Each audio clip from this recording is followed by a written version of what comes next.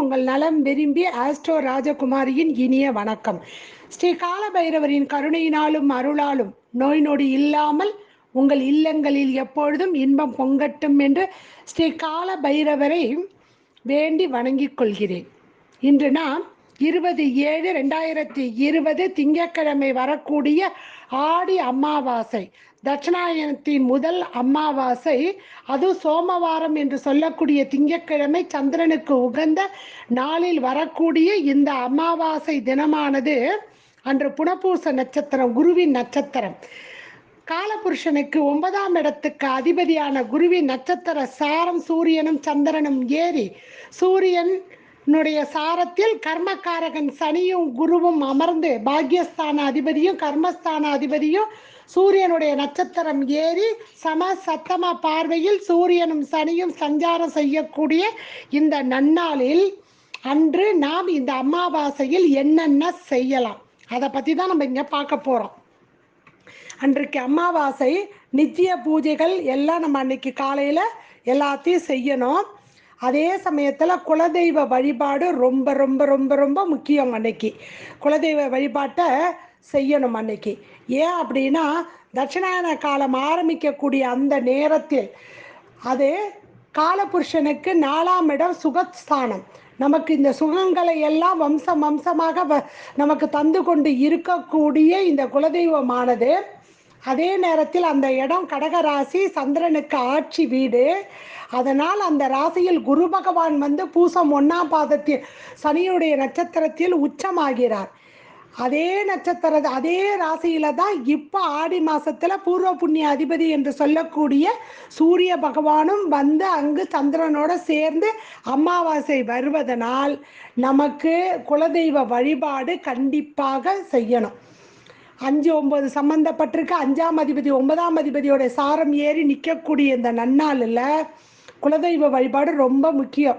உங்கள் குலதெய்வ கோயிலுக்கெல்லாம் எங்களால் இந்த காலகட்டத்தில் போக முடியாது, இல்லை குலதெய்வ கோயிலுக்கு நாங்கள் ரொம்ப நாள் ஆச்சு போய், குலதெய்வ தோஷங்கள் எங்களுக்கு இருக்குது, குலதெய்வம் கோபமாக இருக்குது, அப்படியெல்லாம் யாராருடைய ஜாதகத்தில் இருக்குது, யாரெல்லாம் அப்படி நினைக்கிறீங்களோ, இல்லை ரொம்ப நாள் யாரெல்லாம் குலதெய்வத்தை போய் வணங்கி வரலையோ அவங்க எல்லோரும் அன்னைக்கு உங்கள் குலதெய்வ வழக்கப்படி அதுக்கு செய்ய வேண்டிய நைவேத்தியத்தை எல்லாம் செய்து வழிபாடு செய்வது மிக சிறப்பு.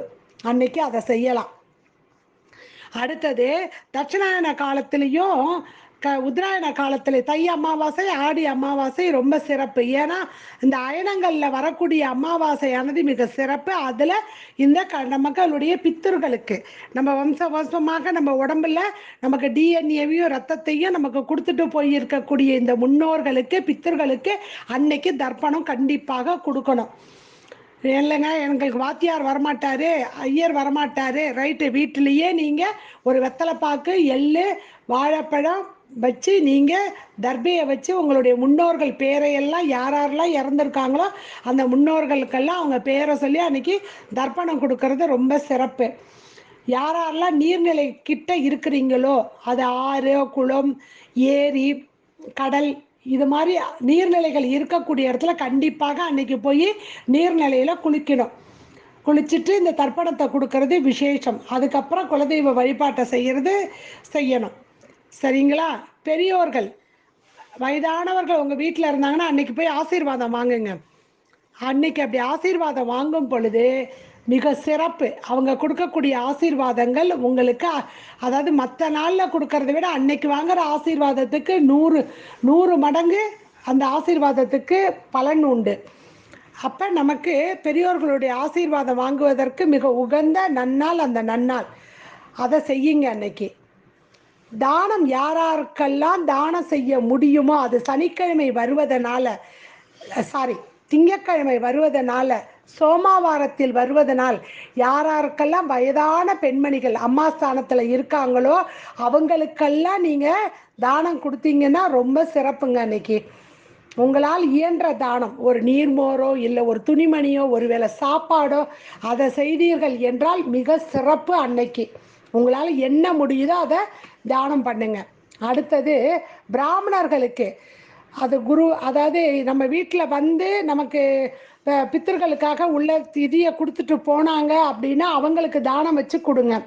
இல்லையா யாராவது ஒரு அந்தனருக்கு, ஏன்னா இந்த இடத்துல இந்த கடக ராசியில் சந்திர பகவானுடைய வீட்டில் குரு பகவான் உச்சமாகிறார். அப்படி இருக்கக்கூடிய இந்த குரு பகவான் இப்பொழுது ஆத்மகாரகனுடைய நட்சத்திர சாரம் ஏறி அமர்ந்து இருக்கிறார். அப்ப குருவும் சூரியனும் சார பரிவர்த்தனை நட்சத்திர பரிவர்த்தனையில் நின்று கொண்டு இருக்கிறார்கள்.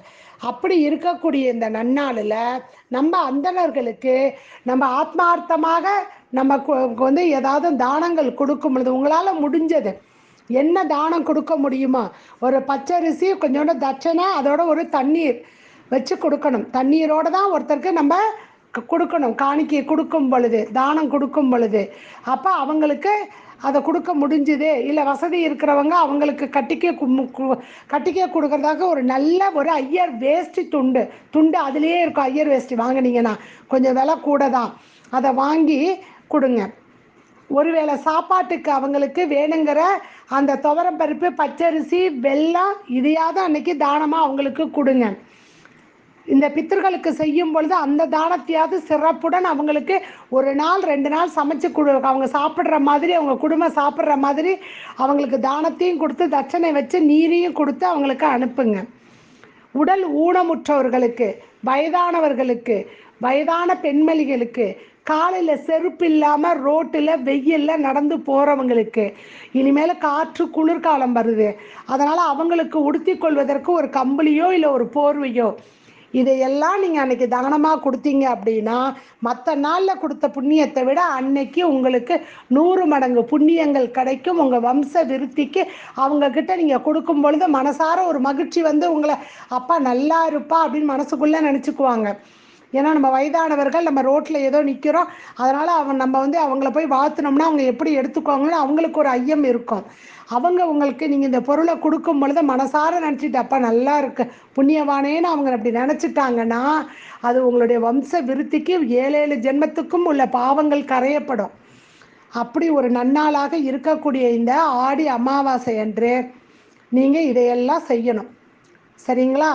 இதையெல்லாம் செஞ்சுட்டு அன்னைக்கு சாயந்தரம் சோமவாரமாக இருப்பதனால் அன்னைக்கு 4:30 அந்த பிரதோஷ நேரத்தில், அதுவும் நீங்கள் வந்து அந்த 5 to 6 பார்த்தீங்கன்னா குபேர நேரத்தில் நீங்கள் உங்கள் பூஜை ரூமில் விளக்கேற்றி வைத்து அம்மனை வழிபாடு செய்து அம்மனுக்கு உரிய மந்திரங்களையும் அவங்களுக்கு என்னென்னலாம் உங்களுக்கு தெரியுமோ இல்லை புத்தகம் இருந்தால் அந்த புத்தகத்திலேருந்து வச்சு நீங்கள் படித்து வழிபாடு செய்யணும். அப்போ காலையில் நீங்கள் நித்திய கடனை பண்ணிவிட்டு பித்தர்களுக்கு செய்ய வேண்டியதை செஞ்சுட்டு, குலதெய்வத்துக்கு செய்ய வேண்டியதை செஞ்சுட்டு, மாலையில் நீங்கள் வீட்டில் உள்ள பூஜை அறையில் இருக்கக்கூடிய அனைத்து தெய்வங்களுக்கும் அம்மனுக்கு பக்கத்தில் அம்மன் கோயில் திறந்திருந்தால், சிவனோட கூடிய அம்மன் கோயிலாக இருந்தால் விசேஷம் அன்று சிவனை நம்ம வழிபாடு செய்யணும். ஏன்னா சோமவாரம்னு வந்ததே இந்த சந்திர பகவான் அந்த சிவனை வழிபட்டு அந்த சிவனின் தலையில் போய் அமர்ந்து, ஏன்னா தலையில் ஒருத்தரை வச்சுக்கணும் அப்படின்னா அதுக்கு எவ்வளோ பெரிய அங்கீகாரம் கொடுக்கணும் இல்லைங்களா? அதனால் அப்படியாக அவர் கந்தராக சோம கந்தராக அமர்ந்து இருக்கக்கூடிய சிவபெருமான் இந்த சந்திரனுக்கு ஒரு பெரிய பதவியை கொடுத்தது இந்த சோமவார நாளில் தான். அதனால் இந்த திங்கட்கிழமை அன்று சிவனை கண்டிப்பாக நம்ம எல்லோரும் போய் வழிபாடு செய்யணும்.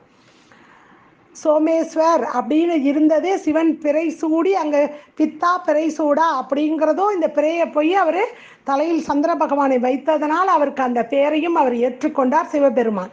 அவ்வளவு சிறப்பு வாய்ந்த இந்த நன்னாளில் சிவபெருமானையும் அம்பாளையும் நீங்கள் வழிபாடு செய்யணும். ஏன்னா சந்திரனுடைய வீடு கடகராசிங்கிறதுனால அது பெண் ராசி, பெண் கிரகம் அங்கே போய் அமர்ந்து இருக்குது. சுக்கிர பகவானும் தன் வீட்டில் பெண் ராசியில் அமர்ந்து இருக்கிறார். இவ்வாறாக இருக்கக்கூடிய இதில் சுக்கிரன் அப்படின்னா மகாலட்சுமியின் அம்சம். சுக்கிரன்கிறது பெண். அப்போ பெண்கள் எல்லோரும் அன்று வீட்டில் மாலையில் விளக்கேற்றி வழிபாடு செய்வது சால சிறந்தது. உங்களுக்கு தெரிந்த மந்திரங்களை சொல்வது இன்னும் சிறப்புங்க. இதையெல்லாம் அன்னைக்கு நீங்கள் செய்தீர்கள் என்றால் குலதெய்வ பித்திர ஆசீர்வாதங்கள், குலதெய்வம் ஆசீர்வாதங்கள், மாலையில் சிவன் அம்பாளுடைய ஆசீர்வாதங்களை நீங்கள் பெற்று உங்களுடைய அதாவது உங்கள் ஜாதகத்தில் என்ன தோஷம் இருந்தாலும் சரி அது நிவர்த்தி செய்யக்கூடிய ஒரு நன்னாளாக இருக்குங்க. நீங்கள் எல்லோரும் இன்புற்று இருக்க வேண்டும் என்பதுதான் எனது நோக்கம். மீண்டும் ஒரு நல்ல பதிவில் வந்து உங்களை சந்திக்கிறேன். நன்றி, வணக்கம். ஸ்ரீ குபேரன் டிவியை பார்த்தமைக்கு நன்றிகள். மேலும் இது போன்ற தகவல்களை தெரிந்து கொள்ள ஸ்ரீ குபேரன் டிவியை சப்ஸ்கிரைப் செய்யுங்கள். மறக்காமல் பெல் ஐக்கானை கிளிக் செய்யுங்கள்.